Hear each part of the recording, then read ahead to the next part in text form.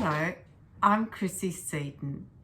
Welcome to my Noahide family YouTube channel. Who are the righteous Gentiles? We often hear this expression.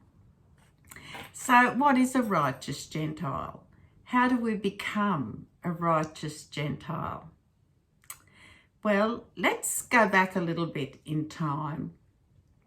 And we'll begin with talking of God. We're talking about God and creation, the God of the Torah. And God gave his divine Torah to the world via Moses at Mount Sinai, which was such a miraculous event. I don't think it will ever be surpassed. So, among many things, he gave 10 commandments to the Jewish people, who are often referred to as Israel, and he gave or reaffirmed and restated 7 divine commandments for non-Jews, that is, the Gentiles. And I would like to just mention what they are and explain a little bit more about it, because there is often a lot of confusion.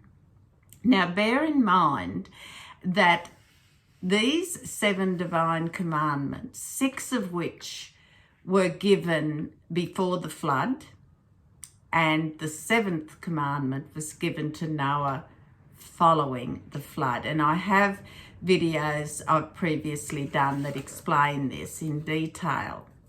But let's just take a look at these 7 divine commandments. And the first one is we're not to profane God's oneness in any way. The second, and that is derived from Genesis chapter 2, verse 16. It also says, do not curse your God. That is derived from the book of Leviticus, chapter 24, verses 10 to 17. Number 3, do not murder or injure. That is derived from Genesis chapter 9, verse 6. Number 4, do not steal or extort. This comes from Genesis chapter 2, verses 16 to 17, and chapter 21, verse 25. Do not have forbidden relationships. And this comes from Genesis chapter 24, verse 20, chapter 19, verse 29 to 36, chapter 20, verse 13, and also in Leviticus chapter 18, verse 3, and also chapter 18, verse 30. Number 6 was to establish courts of law and ensure justice in our world. And that is derived from Genesis chapter 9, verse 6. And the 7th commandment, now this is the one that was given to Noah following the flood, that is, do not eat meat taken from a still living animal. Now that law encompasses many things, such as not being cruel to animals. It talks about our environment, not cross-mating species of animals or fruit trees, etc. And that is from Genesis chapter 9, verse 4. Given to Noah when he exited the ark. Hence why we refer to it as the 7 Noahide Laws. That's where that name comes from. So each of those 7 laws branch out into, each of those 7 laws are like categories, and they branch out into other areas and topics within each of those categories. So it's not just 7 straight out laws, it's 7 categories of laws. And it may seem, when you've heard me read this, of, well, they make perfect common sense, don't they? Why, most principled people would say and agree that they're fairly reasonable common sense laws. But the important thing is that we abide by those laws because God has commanded us to do so, not just because we think they're a good idea.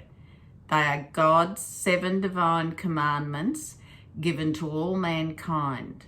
There were 10 commandments given to the Jews. And I just want to pause on that for a moment because there is often a lot of confusion regarding the Sabbath, the 7th day. And there are even some Christian churches or denominations or religious beliefs that think it's appropriate to abide by the laws of the Sabbath. Now, it is wrong for non-Jews, that is Gentiles, to practice the 7th day Sabbath in the manner that the Jews practice it. It was a law given to the Jews, for the Jews only, not for the rest of the world. And that is just one confusion that erupts at times, but there are others, of course, which would take longer than this video permits. But it is just a requirement that people understand that to observe the Sabbath in the manner of the Jews is actually thieving from the Jewish commandment. It's not meant for non-Jews. It's not meant for Gentiles. So these 7 Noahide laws or 7 Noahide categories, they are appropriate for all nationalities, cultures, countries, etc. And one of the things that we have to understand is that they are actually 7 universal ethical principles that I guess we could say is really the foundation of all civilized societies and communities. So they come with a purpose. God knew what he was doing. So he gave 10 commandments to the Jewish people and 7 commandments to the non-Jews, that is the Gentiles. So we come to this point about what is or who is a righteous Gentile, or how do you become a righteous Gentile? Well, good news, you don't have to convert to anything. What you must do is follow those 7 divine laws that God gave to the Gentiles, and you must follow them because God has commanded you and expects you to do that, not because you think it's just a good idea. There are some other things that make you qualified to be a righteous Gentile. And one of them, I have to say, is that you cannot believe in anything but one true, only God. God has no second or third helper. God did not have a son. God did not send his flesh and blood to die for us. That is human sacrifice, and that is not part of God's plan. Never was, and it never will be. So to be a righteous Gentile comes with the benefit of knowing that you will have a place in the world to come. And that is something very important. So to fulfill the role of a righteous Gentile, you must follow those 7 Noahide laws. You must acknowledge and only believe in one true God. You cannot be an idolater. That cannot be, you're denying that one true God. So these are the basic foundations of what a righteous Gentile should be.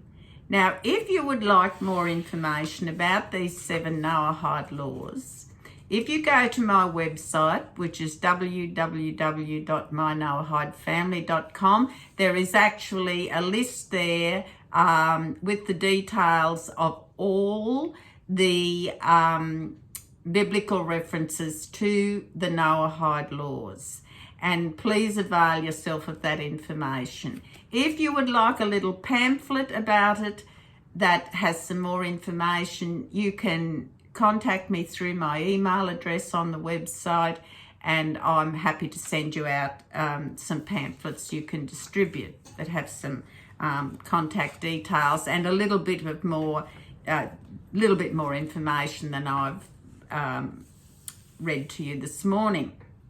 So, a righteous Gentile, in summary, lives by the 7 divine Noahide laws, acknowledges there is only one true God, does not participate in any idol worship or acknowledge any other religious affiliation, and most of all, of course, they follow these 7 divine laws because they are what God has commanded to us. 6 were given to Adam, and the 7th was added to given to Noah after the flood subsided. Now, there's a lot of people that have a lot of confusion about the Noahide laws, one of which is that we're going to go around and chop everyone's head off. Well, no, you can be calm and assured that there is no Noahide courts in effect at this point in history, because we have civil courts. And you will also notice that a lot of the Noahide laws are in civil courts. You know, we don't murder, we don't thieve, we don't rape, we don't kidnap, things like this. So, but a full Noahide court is not at this time empowered in society. So that won't happen until the temple is built, until the Messianic times, in which case everyone's eyes will be opened and enlightened because truth will be known to all. So I do hope that this has helped you a little bit, and I know that there has been, I've just recently had quite a few people comment that are learning the Noahide laws, are interested in it. And one of the common questions I get asked is, can I still believe in Jesus and be a Noahide? The short answer is no, you cannot. Jesus is not part of God's divine creation. I'm sorry that there will be people upset about that, but as I've always maintained, there is one and only true God. You cannot have an intermediary. You cannot have someone who has died for the sake of all our sins. It's not the way God works. So please continue to learn, to find out more about the Noahide laws, and remember there is one and only true God. You can't have 2, 3, 4 or whatever. That's idolatry, and there's no other word for it. Thank you for watching my video and subscribing. I want you to please take care, and God bless.